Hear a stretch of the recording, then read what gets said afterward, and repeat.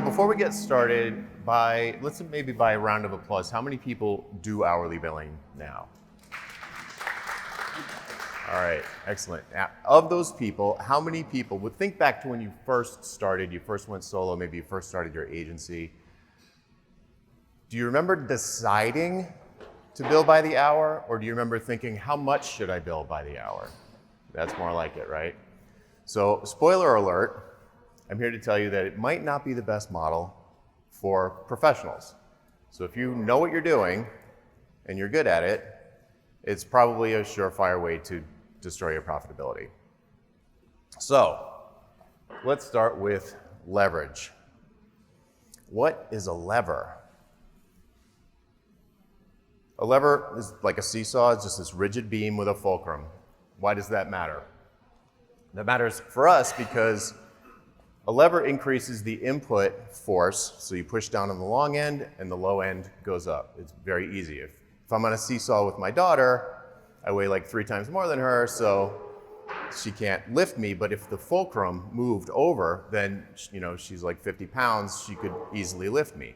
So a lever creates mechanical advantage. So when people talk about leverage in a business context, they're probably talking about working smarter or creating some kind of tool that will allow you to do your work better. What that looks like for service businesses is that you can make more money without working more hours. So it sounds like almost everybody here, if not everybody, bills by the hour. What are some ways that you could increase your profit margin while you're billing by the hour? Just anybody, what's it? Okay, so you use different hourly rates. Okay, so yes, essentially raising your hourly rates, right? So it's getting rid of the low hourly rates and focusing more on the higher hourly rates. What's another way? Cheaper labor, yes. Decrease your costs, right? You could do that across any unbillable activity. You could decrease admin, you could get rid of the expensive office, you could do a bunch of things to decrease your costs. That would increase your profitability. Anything else? Work more hours. That's why it can lead to killing your work-life balance, because as you are running your business, you only have so many hours, so maybe you can hire employees and sell their hours, increase your inventory of hours for sale by buying hours low and selling them high. But eventually, in my experience, people don't do any of these 3 ways. These are basically the only 3 ways I can think of to increase your profitability in an hourly model: decrease your costs, increase your rate, or work more, sell more hours. All of those lead to a place where you can't increase your profitability fast enough to keep up with your expenses. It was like Mike talked about yesterday. It's like, you ever notice how like your revenue and your costs, they just kind of like stick together? That could very well be because you're billing by the hour. All right, so what do you do instead? Instead of billing by the hour, what do you do instead? Well, one thing, the overall concept is, you take what you do, and instead of packaging it up as some number of hours that you or your employees work, you package your expertise in different ways. And when I say package it, think of a package like in a Target or whatever, a box with a lamp or a chair in it. It's when you go to a Target and you go to buy a lamp, it's not like $50 an hour for the lamp. It's like $30, and you know that you can bring it home, and if it doesn't work the way you want it doesn't look right, you can bring it back. So there are different ways you can package your expertise that are similar to like a product kind of thing where there's a price tag. There's a price tag on the thing. And if you price the outcome that the buyer wants, they don't want your hours, they don't want your code, they don't want your marketing campaign. They want a thing that they believe that will unlock for them, that will create some transformation for them that is going to be beneficial. It's going to be worth more than they pay you. So there are 3 ways I'm going to talk about today to package your know-how. So you probably think, especially if you sell hours, you probably think that you sell your time. I do SEO. I do Rails development. I do landscape architecture. But you also know how to do Rails and SEO and landscape architecture, and you can sell the know-how independently of the doing. I talk about selling your brains, not your hands. So this is a shift, and you do need to have some experience. You can't be a brand new person who's just learning how to do SEO and probably get away with doing this, because you don't really know what you're doing yet. But I'm sure everyone here knows what they're doing. So you can be packaging and selling your know-how, and I'm going to talk about 3 ways to do that. The first one is probably the closest to what you're doing, but it's also the hardest one to shift to. But I'm just going to start here to pick a place to start. So what is value pricing? Definition, my definition would be fixed project pricing based on the value to the buyer instead of the cost to you, the seller. So probably a lot of people, certainly this happens all the time in software, maybe it's similar for you. You get a lead, you go in, you have a meeting with them, virtual or otherwise, and the whole time they're saying, we want you to do this, we want to do that, we want to do the other, and they're giving you essentially all of these like orders of what they want you to do, and you're diligently writing down all the stuff and the features, and in your mind you're thinking, how am I going to do this? How long is it going to take? How would I solve this problem? And you're getting all into it, and you're brainstorming, and it's fun, and you end up spending the whole time thinking about scope. Who am I going to put on this? How many people am I going to need? How long is it going to take? Because you know that in a couple of days, you're going to put together an estimate that's based on your costs, the hours probably that you're going to put into it, or the salaries that you're going to put into it. And then maybe you mark that up and do like a cost plus kind of thing. In this model, you think about the scope last instead of first, which is insane. Like most people are just like, what are you even talking about? The scope is what the client told me to do. So that's what I do, and then I give them a proposal or an estimate or some kind of quote, and then we do it. But no, if you sit in the meeting and instead of talking about what they want you to do, their self-diagnosis, you're going to talk about what they want, the outcome. What does the home run look like? Why are they even talking to you? Why would they bring someone like you in and spend their precious time talking about this thing that they want you to do? So they're usually thinking about like, they know enough to be dangerous, and they know they want an ad campaign, or they know they want a Rails app, or they know I want SEO. So you say, great, I do that. Let's talk about what you want to get out of it. How will you know that I hit a home run for you? Why would you do this at all? Why not do this thing you think you want me to do? And go through what I call the why conversation. You ask these 3 categories of why questions, where you're like, why this, why now, and why me? Why would you do this? This is going to take time, it's going to cost money, it's not going to be done instantly, the results are going to take time to come to fruition. Why not do it? Just forget about it. Have them convince you that this is the right thing for them to do. And by the way, you want to agree that their diagnosis is going to lead to the outcome that they want. So I think we were in the previous talk, it was like saying no, say no, say no. It's like a complete flip of the mindset. It's like try and talk them out of hiring you, and they will convince you and themselves that they should hire you if it is actually a good fit. So why this? Maybe we should do something completely different. Why not just skip this whole idea? Second thing is why now? How urgent is this? So you ask a series of questions to uncover the urgency. The higher the urgency, the more important it is, the more game-changing it is for the business, the more value is going to be there for them. It's automatic. It's automatically there. So if they've got some bet the business project and they know you are the expert at the piece, the contribution that they need, then it's going to be high value to them because it has to happen now. The reverse of this, you've probably also seen, like a tire kicker comes through the door and it's like, we're just talking to SEO people. We want to get prices. Here's an RFP, could you respond to it?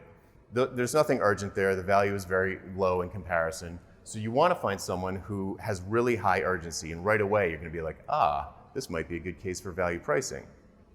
And then the last one, part of the why conversation, that people have the hardest time actually doing is asking the why me part. Why would you hire someone expensive like me or like us to do this when you've got internal marketing people, or you could hire someone from Upwork, or your cousin Vinny could do SEO for you? Like, why would you bring in an expert like us? I mean, I can tell you right now, we'll probably be the most expensive quote that you get. So why us? And have them convince you and themselves in the process that it does make sense to invest in someone who really knows what they're doing because this project is super urgent and they definitely have to do it. Once you have that information, you'll have a rough idea. It's a guesstimate, it's an art, not a science, but you'll have a rough idea of what your contribution to this project will be for a client of this size. At that point, you'll have a rough value. Like it's probably worth, again, this is art, not science, but you get a feel like you can tell if it's a $10,000 project or it's a $100,000 project or it's $1 million project. You can roughly tell by like an order of magnitude what ballpark you're in after a conversation like this. Once you have that number, let's just say it's $100,000. Like this would be worth $100,000 to the client. Then you come up with 3 prices. You have not yet decided what you're even gonna do, but you believe and they believe that your contribution is gonna lead to this outcome that's worth $100,000 to them. So, okay, well, they wouldn't even be talking to me if they didn't think I could contribute at least 10% to the ultimate goal. So I'm gonna set a price at 10%, and then maybe another price at 22%, and then maybe another price at 50% of that $100,000. So now you've got a single piece of paper in front of you, and you've got this situation that the client is currently in, you've got the desired future state that they want, and you've got the contribution that they believe you're gonna make to this project to enable that outcome, that desired future state. And you've got 3 prices. You've got $50,000 at the top, you've got $22,000 in the middle, you've got $10,000 at the bottom. Now and only now are you allowed to start thinking about what you're gonna do, the scope. They might have told you 100 things they want you to do and you'd be like, okay, that's interesting, that might work. I'll come back to you with 3 options and we'll talk about how we could potentially contribute to this outcome. And at $10,000, you say, what could we do to move the needle the client wants moved? What could we do for $10,000 that would be fist-pumpingly happy to do? So probably something that you would have billed $5,000 for. So even if there's some scope creep or there's some changes, you don't care because the price is $10,000. And so you load into that $10,000. You can think of it as a budget. Here's $10,000. What scope, the client gives you $10,000. What scope are you willing to do as the seller that you'd be happy to do for $10,000? That's the scope for option 1. It's the very last thing you think about. And in there, you're going to talk about the benefits of this particular option to the client. So there's some stuff about we'll do this, we'll do that, the other, there might be a couple deliverables, but the benefits of those deliverables in this intervention on our part will be increased clarity, alignment of the senior leadership, some decreased cart abandonment, whatever the benefits are, the things they actually care about. And then you just do that for the other 2 prices. So the options I recommend would be incremental, so they can pick option 1, or they can pick option 2, which also includes option 1, or they can pick option 3, which is the whole shebang. And we were talking about Blair earlier. Blair has I love Blair's sort of framing for these 3 options. One way to think about it is the first option is a DIY option. So you give the tools, you take your know-how, package it up, and deliver it to the client in a way that it will allow them to run with it. So that would be the $10,000 option in this scenario. In option 2 in this scenario, let's say $22,000, you give them all of those tools, maybe some training or deliverables or a framework or some kind of documentation, and then, but also you will coach the team through the process, their team, while they're implementing it. You'll help them, you'll be there in their corner to help contribute. So your involvement is a little bit deeper and you more reliably can move the needle for them. And then the done for you option would be the top option. And that would be where you actually do roll up your sleeves and get your hands dirty doing the really hard stuff. Whatever it is about your job that really needs an expert's touch, that artful piece, then you would do that, and then their team would be, continuing to do a lot of the creative execution stuff that they're capable of under your guidance. So that's just one way to, one example for breaking up the 3 options, incremental options, and scoping them last. Once you do this, if you close the deal, you're going to need to get really good at managing scope creep. In my world, there's no change orders. The price they agree to is the price they pay. So you need to build in a lot of margin. That's why I said if the price is $10,000, put in a scope that you would do for $5,000. And then when there are changes, it's no problem. It's fine. Whatever the price is, when you set the scope for that price, there are going to be changes. It's not a surprise. Every single time, every project I ever worked on, there were surprises. Every one for 10 years. It's always going to be there, so build it into the price, and then you don't have to fight about like, oh, well, we didn't know there was going to be a rock where we were going to put the pool. I mean, how could there be a rock in the ground? I mean, just never heard of that before. Like, you're experts. You know what you're doing. You know that there are going to be surprises. The other thing is, so you build in profit to cover the price, to cover the changes. The other thing that happens, very common, is that there'll be scope creep. The client will come along and say, hey, while you're working on the website anyway, could you put a carousel at the top of the homepage? And you'd be like, how will that contribute to the stated goal? I mean, we're trying to improve the conversion rate on the, the checkout on mobile. Like, what does putting a carousel on the homepage have to do with it? Nothing, but the VP of sales saw it on our competitor's website and they thought it was really cool. So since you're in there anyway, and then you say, remember way back at the beginning when we first met and I said I was going to tell you no sometimes? This is one of those times. I'm going to take that request and I'm going to say no to it because it will jeopardize the stated outcome of this project. Not because you don't want to do it, not because it's a bad idea, but because the client can't make a business case for how it will contribute to the stated outcome of the project. So you say, I will track this request and any others like it. I'll keep a list of them. And once we declare victory on the thing we said we were here to do, then we can revisit that other stuff, that other list. And I'll give you a later quote for that.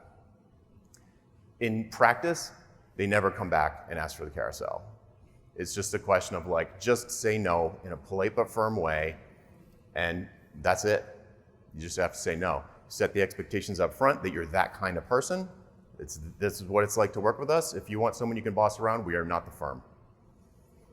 This is a big mental shift if you're used to taking every single request is more hours, more money, great. Yeah, I'll do all these requests that have nothing to do with the original idea or the original reason we were contracted, and that's why our hourly billing encourages scope creep. So if you're listening to me say fixed prices are the way to go, and you're like, yeah, but we'll get killed on scope creep, know that hourly creates scope creep because there's no penalty to you. In fact, you get rewarded by scope creep. The only time it bites you is when you're 50% done and the budget's gone, and then they start getting angry and going over your timesheets, and now you're in a fight. So, okay, so that was a lot there, but these are the three big pieces of value pricing, and there are entire books written on this, so I'm not doing it complete justice, but that's the idea. The pros and cons. It's potentially huge financial upside immediately. If you're leaving a lot of money on the table, you can immediately like double your prices. It's much easier to write compelling proposals that close. It's way easier. Anybody spend an entire weekend to put together a pitch to do a dog and pony show for a client on Monday? Yeah, you don't have to do that anymore. These are really easy to write. They're focused on business outcomes. It takes practice, but if you're getting practice, if you have you're doing multiple leads per month and you're writing these proposals, it becomes very easy over time to crank out $100,000, $250,000. I even had a $3 million proposal that was like 5 pages long. And it positions you as a partner, not an order taker. You don't let them boss you around in the sales interview, you don't let them boss you around in the proposal process, and you're not going to let them boss you around on the project.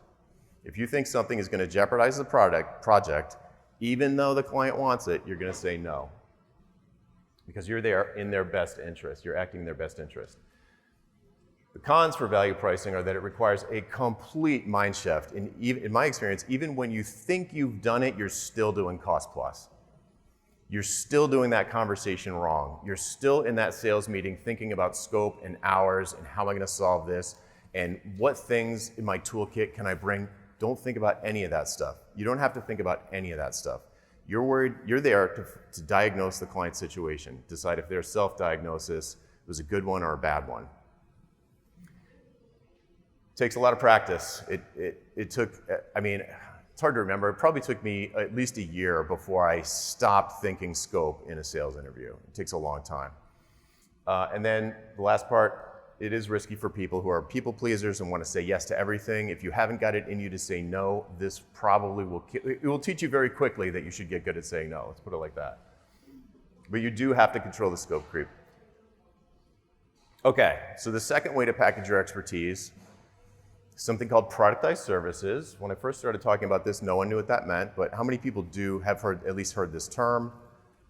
Okay, getting better, getting better. So the definition, or at least my definition is, it's a fixed scope service that you offer at a published price. So this is like the lamp at Target. It costs this much. You're not interviewing people and finding out what their desired outcome is. It's just packaged. It's got like a big label on the front, some sales page on your website. It says, here are the benefits to you. It's like, got a migraine? Motrin, So whatever the problem is, you package it up and sell it, market it and sell it like a product, but then you deliver it as a service. So what are some examples? Here are 6. There are tons, depends on your industry and your space, but these are some that are very broadly applicable. The first is a simple paid consultation. So if you want to talk to the principal about this crazy new idea you have, and there's unknown unknowns, and you want to kind of de-risk it, and you need to talk to somebody who can, you've read a mountain of stuff online about this SEO, let's say, this thing that you're going to do, but you've got a bunch of questions that you have no experience with, and your uncertainty level is so high that you'll pay $500 or $1,000 to jump on the phone and have a meeting with someone you trust as an expert. Road mapping engagements. So if you generally start a project with this sort of discovery phase at the beginning, so like, let's say you say, this would be about $100,000. Here's the estimate. Stage 1 is this sort of an interview stage. There's like kind of a kickoff with the stakeholders, and then maybe you disperse and interview individual stakeholders. Maybe you interview end users, or whatever their constituents are, and then you come back with findings and recommendations. That is a roadmap. Whatever you call it is kind of like a roadmap. It's like you know where you want to go, but you're not sure how to get there. So you brought in an expert to give you a map. So if you imagine driving from here to LA, you know the destination, you want to get to LA, and roughly speaking, if you just drive west, eventually you'll probably find it, but that would take a very long time. Or you could pay someone to give you a map. That's what this is, a road mapping engagement. Project oversight often comes after a roadmap, where maybe you're doing less and less implementation, you're doing more and more brains work, not as much hands work, and you're delivering these roadmaps to people, and they're just blown away. They're like, this is great, I feel this sense of certainty about what steps to take. Can you do it for us? Will you build this? Will you design this? Will you create or implement the execution of this thing? Maybe you say yes, but there's a model where you say no, we don't do that. But in the discovery process, we learned that your team is probably capable of it if we oversee them. Not manage them, but be a smart person in the room to warn them when they're about to step on a landmine, or to guide them when there's a lack of clarity. You are a brain in the room. You're the smart person with regard to the thing that you focus on in your business, and you can oversee the project to shepherd it to success with them doing the implementation. So the model I like to use here is the sort of architect model, where the architect comes up with the plans and the blueprints and the renderings and all of that stuff way up front. That doesn't mean they build the house. Some do. Some are design build firms. But if they're getting out of that business, they don't want to be in that business anymore, they could certainly introduce the buyer to a general contractor that they trust. They could walk the site once a week, make sure the paint's going where the paint's supposed to go and the pool's going where the pool's supposed to go. It's like, everything's cool. You're an advocate for the client who is not an expert at this thing that is getting built that they're spending a ton of money on. And they will sometimes buy an insurance policy to have you stay engaged and just keep an eye on things and let them know if anything's going wrong. Advisory retainers are a version of this, but they generally are independent of a project. So if your reputation is sterling and you're very well known, you're the authority on the thing that you do, you're known for it in your space, people will sometimes want to just be able to call you and get a really quick answer to a question that they will only trust the answer from you or someone like you. And they will pay you handsomely on a monthly basis for you to merely pick up the phone and answer their question. I've had advisory retainers go on for years where there were giant stretches of time where no one called me. I had one where I think I went to 2 meetings. It was a year-long contract, $10,000 a month, and I didn't hear from them after month 4. So they can be extremely profitable. Support contracts are the polar opposite, but a lot of people, especially if you have employees that are sitting on the bench not doing anything, or have a lot of downtime, not fully utilized, support contracts can be an interesting follow-on if you are doing a build. So if, let's say you're doing the whole stack, you're the architect, you're the home builder, and you're the maintenance guy, the janitor who's cleaning up things, or the landscaper who just keeps the place looking nice. If you do all 3 of those things, you might want to rethink that. But if you do, then you could add a support contract onto the end after the build and create a line of business there. It's always low profit, but if you can do a lot of volume and you have a lot of employees that are not expensive, then it could be an approach. And then I put training and workshops on here too, because technically they are productized services. You sell them at a price, they're fixed scope, but they usually represent a business model change. So if you did want to start doing training and workshops, you'd really want to think about it strategically. Is this really the direction we want to go? Because on the one hand, it could increase your perception of your expertise in the marketplace, but on the other hand, it's not what you actually do, and it's a different audience usually. So you'd be selling to peers instead of selling to buyers. So your buyers become different. So you want to think about training and workshops, but it can be good. All right, pros and cons. These are very easy to create. You can set up a sales page in an hour. It's really easy. They're easy to price because you don't have to talk to anybody. You just be like, what's my walkaway price on this? $5,000, $50,000, whatever it is. My walkaway price for this is whatever it is for you, and you just double it.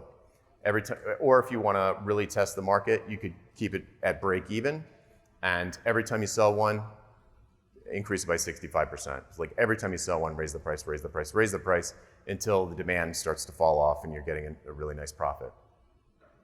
And the last thing is they're easy to sell, at least compared to projects, because people that contact you about this road mapping service that you offer, they're already sold, basically. They're pretty serious.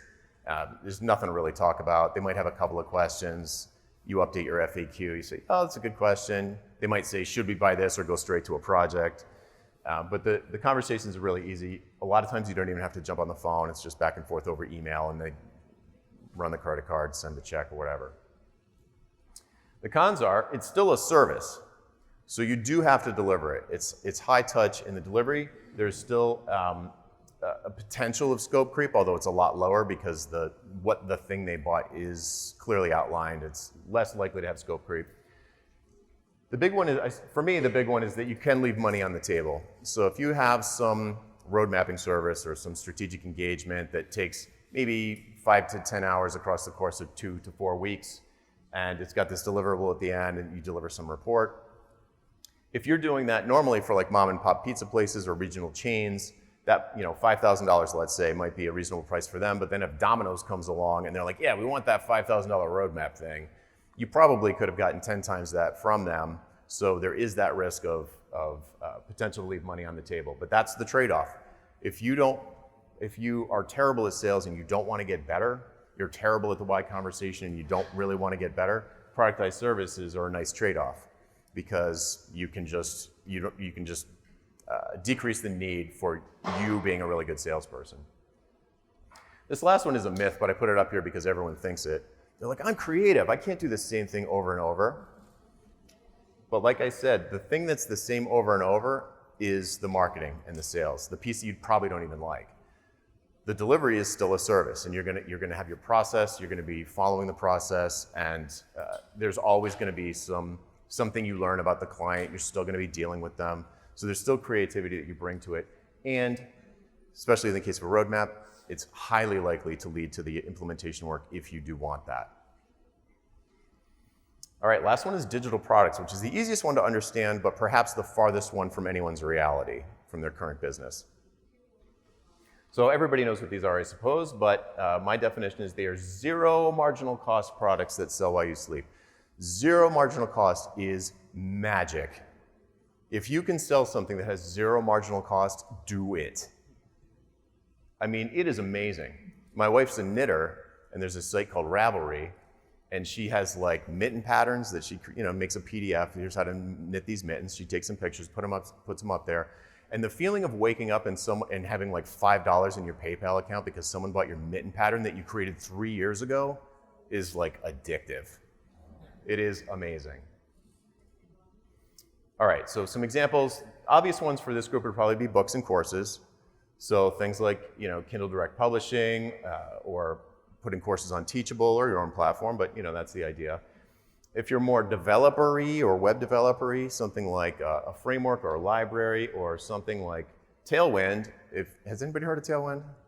Not too many, okay. It's a bunch of files that you can get to make it easier to design a website. Kind of like Bootstrap, if you've heard of that. But they have a premium thing called Tailwind UI that they sell.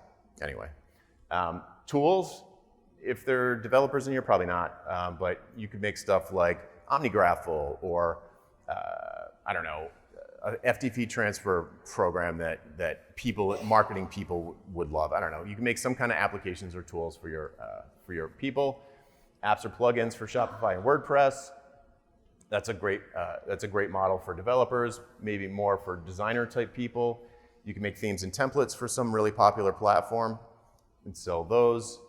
If you're in the 3D space, you can make skins or other kind of models for platforms like Roblox or 3ds Max.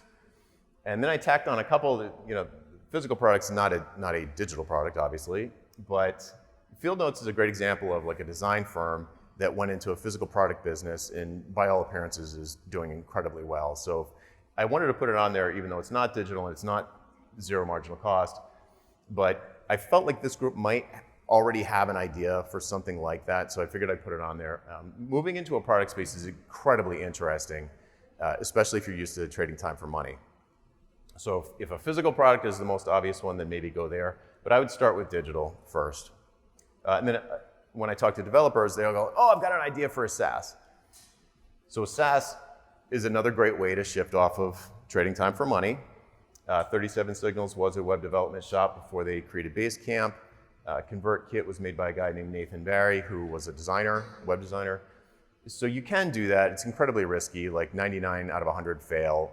It's a completely different business model. So you'd really need to I'd be very careful about that one, but if you have a great idea and people are already lined up to give you money for it, then go for it. Pros and cons. You build this thing once and it sells forever. It's unbelievable. It's the best. You're not gonna, it can help sell higher priced offerings. So has anybody here bought a book from David C. Baker? Everyone. Has anyone spent a bunch of money to go to a conference when David C. Baker put on? Yes. Okay. So that works. And they function like an annuity. This is an important thing to point out. So a lot of people, when they're thinking like, geez, write a book, that's gonna take 200 hours and that's 200 billable hours I could be doing. It's like, that would cost me, 200 times your hourly rate. That book cost me $10,000 to write. Like, you can't think of it like that. It's like taking a bunch of money. It's like putting $1 million in the bank and getting, like $5,000 a month, every month, forever. Only you don't have to put $1 million in the bank. You write an ebook that's awesome and people love, and you'll get $5,000 a month. The cons, takes a long time to build one, or write one, or whatever. It can take a long time to make them. If you build something because you think it's awesome and it scratches my own itch, you are likely to launch to crickets, which is a complete waste of time, so you do want to do some testing up front to make sure that your idea actually, there's some demand for it before you invest the time to build it. And if you pick a topic that is not evergreen, updates can be brutal.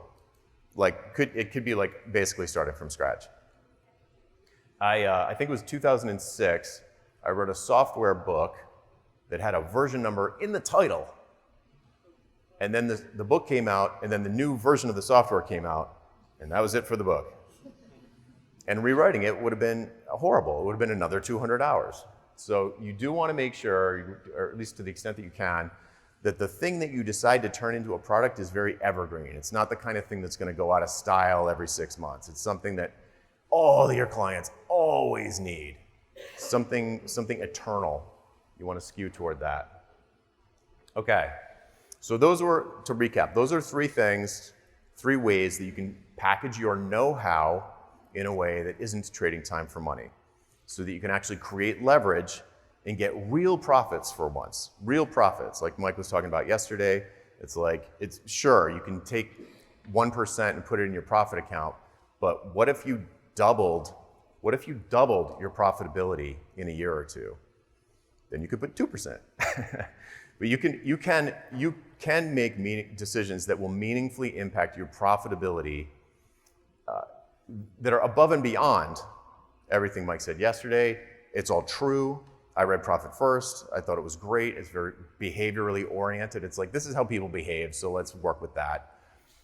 But you can go beyond that and not just manage your money differently, but you can increase the value that you're delivering to the marketplace while decreasing your costs, which increases the profit. It's great. You can do both.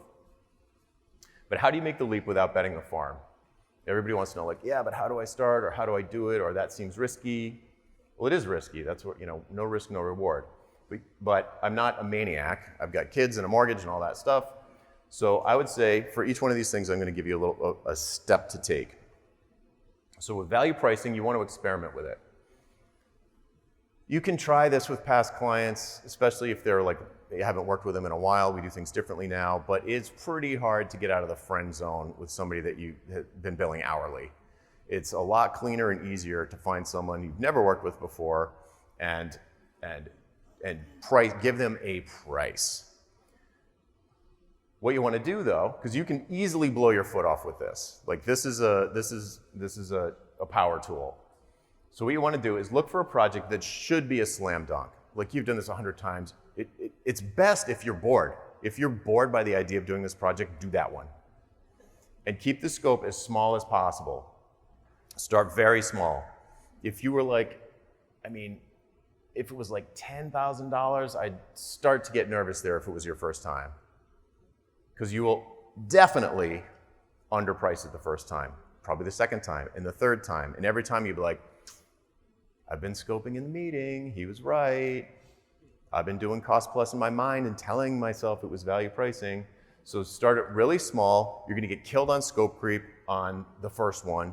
You'll get a lot better at it for the second one. And then on the third one, you'll be like, okay, I think I've got this. So start small, very small projects.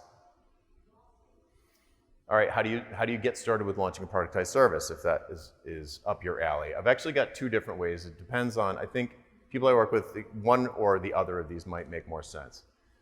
The easiest one is to set up a paid consultation. You can do this in an hour.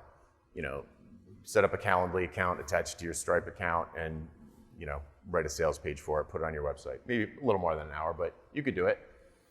Price it way higher than your current hourly rate. So if your hourly rate's 100, 300 for the call. If your hourly rate's 200, 500 for the call. And you do want to kind of disconnect it from the hour. You don't want it to feel like they're buying an hour. So the way I usually phrase it is like, the scheduling software forces you to choose a duration for the meeting. So let's start with an hour, but block out 2 hours in case we go over. So it's really, the hour is not what's important. What's important is at the end, you're going to have increased clarity about what you want to do or what they should do next. That's the main point of one of these calls. They're like, I don't know if I should do this or that, or there's so many unknowns. I just have so much uncertainty that I don't even know where to start. I've been Googling, it doesn't help. This is a perfect use case for a paid call. And then the last thing, sometimes this has never actually happened to me in practice, but people always ask, like, what if they buy 40 phone calls every week? So you can just say, you have control over that. You could just, if someone actually did that, you could just refund the money and say, like, get out of here. If someone asked, you'd just say, like, you can only book one of these a quarter or something like that. It's not your hourly rate. The other productized service that you might want, we talked about before. So if you're doing a lot of implementation work, then it might make sense to break off the piece that you always do at the beginning as an independent thing that you sell at a published price on your website. So you could pilot this. If you've done it a million times, I still would probably pilot it. And the steps there are draft a timeline of everything that's going to happen from the point the client pays to the point when you are done and you have some sort of, you give them the report. And it'll be shared accountabilities like, just picture like a timeline, and it's like client pays, next thing it happens. They get a link to schedule a kickoff call. The people who need to be in the kickoff call is the entire executive team. It will take 90 minutes maximum. Then I'm gonna go off and I'm gonna spend 4 hours doing research, and then I'm gonna, so it's just boom, boom, boom. This is not for marketing reasons. It's not something you're gonna share with the client necessarily. It's definitely not gonna be on the website, but it's you being honest with yourself about what actually is the scope of this thing so that you can decide what a reasonable walk-away price is, the lowest amount of money that you would accept for this thing. People, sometimes if they don't think it through, they forget a million things, administrative phone calls back and forth, meetings getting moved around. So you do want to map it out to a pretty high degree of specificity so that you can really be honest with like how much is the least amount of money I could price this at. Then you post a preliminary sales page that focuses on the benefits to the client. If they buy this thing, or if they buy this thing, then these are the benefits. And basically, for a roadmap, it's always going to be like you'll know how to get from point A to point B. And you'll describe a little bit of how it works, but not the whole timeline. It's just a little bit like, hey, here are the 3 things that happen after you buy, so it feels like, okay, I get a sense of what this is like. And then go pick 3 beta clients, find 3 beta clients, and you tell them that you've got this new thing, it's built for people just like them. You want someone to kick the tires first, so in exchange for feedback on the marketing and delivery and pricing, you'll do it pro bono, and if they have a good experience, you'd like them to give you a testimonial. So it's not for free, you're not going to charge them money, but you are explicitly saying, if you like this, I do want to get a testimonial about it and put it on my website. Run 3 clients through it. Productized services, almost by definition, are pretty short. You wouldn't have a 6-month productized service. The scope would just get too weird. It's too much room for error there. It's usually going to be anywhere from 5 to 25 hours, something in that range, that is spread out over the course of 2 to 6 weeks. Those is kind of the outside range. Usually like anywhere from 2 to 6 weeks. So, start small, get 3 beta clients to go through it, crush it, totally hit a home run for them, take all of their feedback, pump it back into the marketing on the sales page, and then say to them, so if I was going to sell this, if you were going to recommend this to one of your friends or colleagues, you think it'd be worth like $5,000? Like bounce a price off them, ideally so that you can see their eyebrows. So video call or in person. If their eyebrows go up, you know that price is too high. If the eyebrows go down, they're like, oh yeah, no brainer. You know your price is too low. And if they're kind of like, yeah, that seems reasonable, that's about right, then you know you've found your starting price. So based on your current level of gravity in the marketplace, your current level of authority, your brand, and the outcome that you're promising, this is about what it seems like worth to someone who just went through the process. And then, like I said earlier, if you're selling you're selling one of these every 2 weeks, or you feel like you're getting capacity, just raise the price every time you sell it. All right, and the last one is researching a digital product. Because these can take a long time to make, 100 hours, 200 hours, you want to test the market first, make sure there's some demand for the thing. So the way that I like to do this, is just one way to do it, but I like this one. Find a community where your ideal buyer hangs out, preferably online. So some kind of forum or Slack room or LinkedIn group, Reddit, Quora, Twitter, there's some Twitter hashtag. Where do they hang out? And look for emotionally charged language. Things like love, hate, nightmare, crazy, or phrases like, how do I or does anyone? Search for stuff like that in there and look for answers that you totally can answer. And you just drop this answer bomb on them that's like 1,500, 2,500 words. An amazing free consultation, basically. Just give them an amazing answer. And hang out, do those periodically. And when you find one that really gets a lot of engagement, you might be onto something. Like where people are like, oh, that was amazing. We should jump on the phone. I might have a project for you, or I sent this to my entire team. You're like, oh, I'm getting some engagement. I'm like, I hit a home run with this one. So okay, let me set up a free webinar on this subject.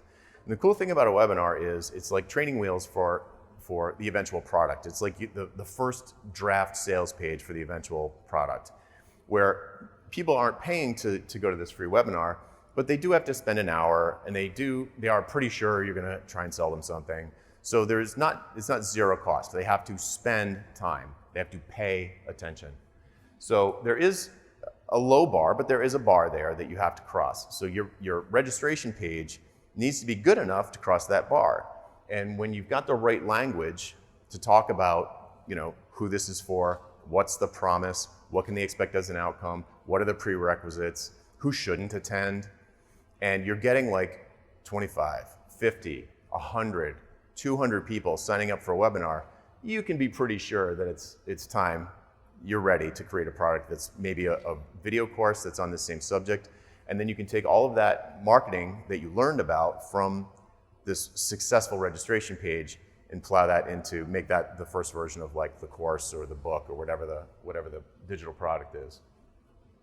The other cool thing about webinars is that, I would pick one that has like QA, maybe not like pulling people on screen like Zoom, but a chat box where they can ask questions, and you can kind of go back and forth and say like, oh yeah, I glossed over that point, or that's a great question, I should add a slide about that. So you can really test it in a live, real-time environment and then plow all that stuff back into the product, whatever it might be.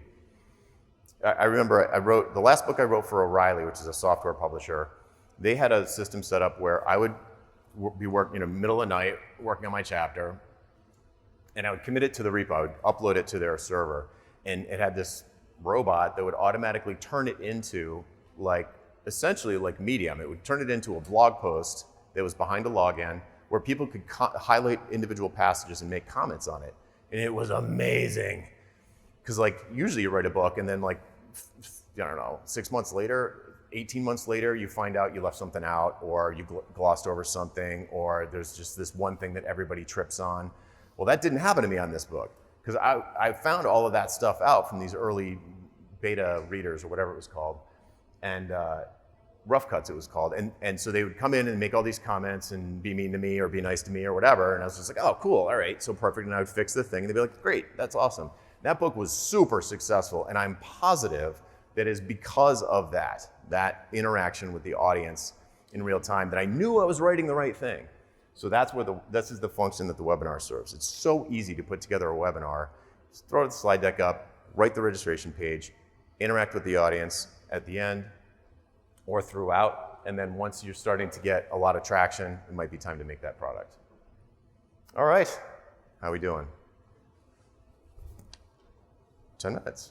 What was the name of the tool you mentioned for the book where people could write comments?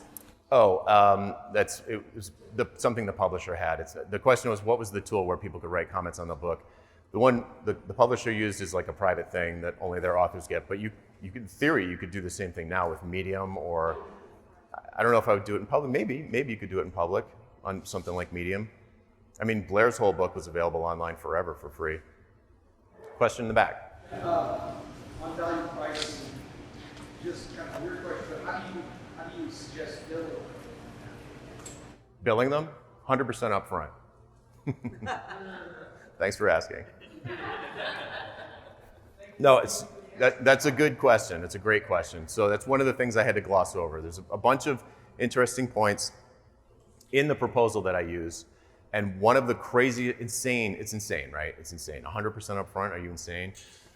If you ask for that, that's the thing they will negotiate if they negotiate anything. That keeps them away from negotiating the price. They're like, 100% up front? You want us to write you a check for $250,000, and we've never worked together. And you say, all right, what do you propose? And they're gonna say, how about milestones, or 50 on, at the start and 50 on completion, and you have a negotiation, do whatever's comfortable. But now, what are you not negotiating? You're not negotiating the price.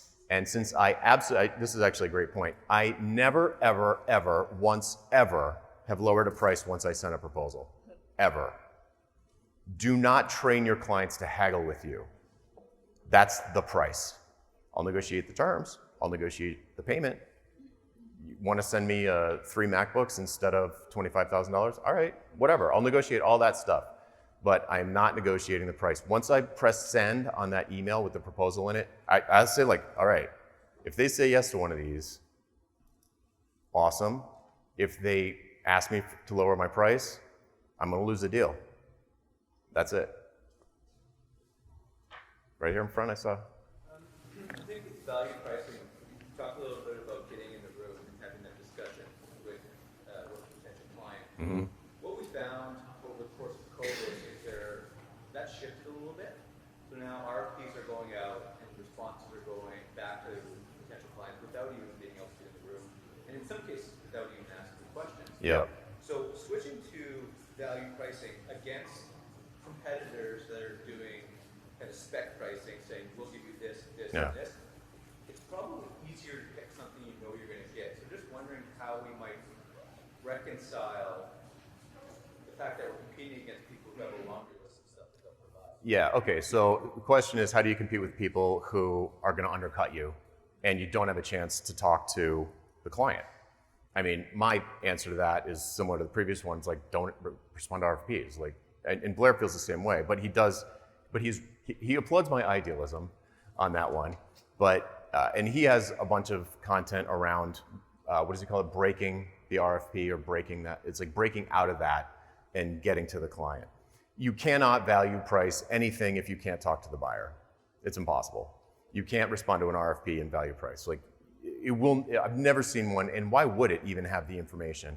They always self-diagnose, they always know enough to be dangerous, and they always have this laundry list of things they want you to do. And it's like, great, I can do all of those things, but I need to know why you want them done. It's like if the patient runs into the operating room and says, "Doc, I need a triple bypass." Okay, I got the lowest price, how about me? It's like pump your brakes, maybe you just need an antacid. It's not like jump up on the table, let me get my knife. It's like, okay, let's make sure this is actually what you need, and you can't do that with an RFP unless you break out of the process as Blair describes. I think he does a great job describing it. But bringing that, the other issue there though, is why are you responding to RFPs? It's because you're not getting enough leads. So then it becomes a whole conversation about marketing. It's a completely different talk, positioning. Mark's talk sounded like it was helping with this, like say no to bad clients, say yes to good clients. You'll get repeat business, that biz dev flywheel or whatever he called it. That's it. You need to be positioned as an expert, the authority, the go-to person in your space, and people will come to you and be like, can we please give you money? You're the only one for us. Do you have time to work on this? That's what you want to shoot for. It's aspirational, but that is positioning, marketing, biz dev, so that you don't have to try and do this hard thing of breaking out of RFPs just because you need to make payroll. Up right here in front. So in the beginning, you talked about you come up with those three options for pricing. Mm-hmm. I've also heard value-based pricing saying the client is the one who comes up with the price. It's like, okay, well, is it me who's coming up with that first number or the client, or are there pros and cons to those? Do you literally mean who says the number first? Yeah. Yeah, so it can unfold that way. It can unfold where they might tell you the budget. So I've had clients who just trusted me explicitly and were like, look, the boss is out of the room, but the actual decision maker is talking to me, and they're like, look, the budget's $100,000. So what can you do for $100,000? But you still don't know if the thing they're asking you to do, the thing that the budget was set for, is the right thing. So it's kind of irrelevant, but it does give you a ballpark of what they're thinking it's worth. So the outcome that they think, all right, so the triple bypass, the surgery that they think they need, is going to lead to something that to them apparently is worth about $100,000. You might be able to find a way easier way to solve the problem where you could charge $50,000 and only take you a weekend. So everybody's happy. So the budget is interesting, it's a signal, but I don't care that much about it. The thing about who says the price first, I feel like too many words have been spilled deciding like it depends on a million things. But what I do anchor high, which is that whole discussion. I anchor high in the proposal, in the situation appraisal, the most important piece of the whole proposal. You say, here's where you currently are, here's where you want to be, and that represents some change, probably measured in dollars, that they did share with you, more or less. And so you'll say, according to my calculations, just back of the, conservatively speaking, if we could decrease the, cart abandonment rate by 20%, which would be reasonable based on what we saw, then that would represent $1 million increase in top line revenue or something. I mean, you do put a big honking number up at the beginning with all the zeros .00, so it looks like a trillion, and finally get the proposal from you, and they open it up and they're looking for dollar signs like $10 million. It's like, wait, no, that's 100,000. Wait, oh, that's what we stand to gain. Okay, that's cool. Where are the prices? And then I put them way down at the bottom. So they have to like read everything. They go down to the bottom and they're like, this option is 10,000, this one's 22, and this one's 50. And they're like, well, now I have to read the thing, you know? So yeah, but there's a whole topic area there, but that's how I do it. Yes? How do you do out-of-pocket expenses? Sorry? Out-of-pocket expenses. Oh, that's good. Oh, sorry. How do you deal with out-of-pocket expenses? Let me think about that for a second because I didn't have that. I never had that. And almost no, what kind of expenses? Travel or something? What kind of expenses? Well, this would be more for service, but if you're putting together a package for somebody, you know, like digital marketing and to pay for a search. Oh, right. Sorry. Okay, right. So sure. Okay. And do you normally like bundle that into your price? Yeah. Okay, that's kind of how. Right. So what I would do, we do have a sort of analog in this software space where they might have to, you know, there's a section called risks and assumptions, and in there I would say, based on which option you choose, you're probably going to have to spend this much per month on Facebook ads. You're probably you give them an idea of what their overall investment is, but I would never take that money directly. I would always have them pay it directly to whoever the other vendor was, and keep my. I've never had good luck with any kind of middlemaning of employees or outside services. It's always the margin is just ridiculously thin. So it's like, why bother? But yeah, okay. Thanks for clarifying. Yes. Oh. We're right at 11:30. Okay. If you want to take a couple more questions, that's totally cool. Sure. One thing, we got a pretty hard stop because the tap room opens for business to the public at noon. So if we could just sort of maybe a couple more questions and then everybody sort of make your way into the other space. Thanks. Sure. Yeah, I'm here until tomorrow afterwards, so just come up and ask me if you want to, but I'll take a couple more. Anybody else? Yes, over here. Yeah. Over the past year, we've been in the process of creating product as a service Mm-hmm. and transition. So like Yeah. you said, starting small, then adding to it, it grows. I don't know if you have any thoughts on documenting the process. Oh, yeah. Create SOPs. Yep. But as we're, building on some product as service, as it's becoming more defined, the process changes. So I don't know if we can document. It feels like a vulnerable spot. It feels like what? Vulnerable spots to be. Okay, yes. All right. So the question is, well, it's like they're working on productized services. They've been working on it. They're documenting the process, which is a great way to decrease your cost, right? Because then you know you can execute against this checklist every time. But the process is changing faster than you can keep up the SOPs. I would look at why is that. I would wonder why that is, because yes, it's going to change from time to time, but if it's wholesale changes or if it's dramatic, No, it's not changing that much. I guess it's just it seems never ending. having expense time on it. Yeah. I just don't know if I should be tweeting it as I go or wait till it's done. Yeah. Perfect is the enemy of good, right? So, but you do want it to be smooth. You want it to feel like, the way I do it, I have tons. I'm a huge checklist person. I have tons. And just part of my process built in is as I'm running the process, I update the process in real time.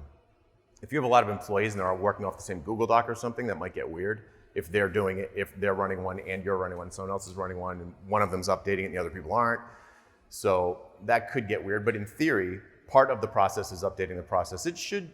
The idea is that you will tweak it and make it more efficient over time, which lowers your costs and increases your profit. So if you can, you might say like, you know what, clients don't really seem to care about this one thing, and it's hard, so we're just gonna stop doing it and see if anyone cares, and not lower the price.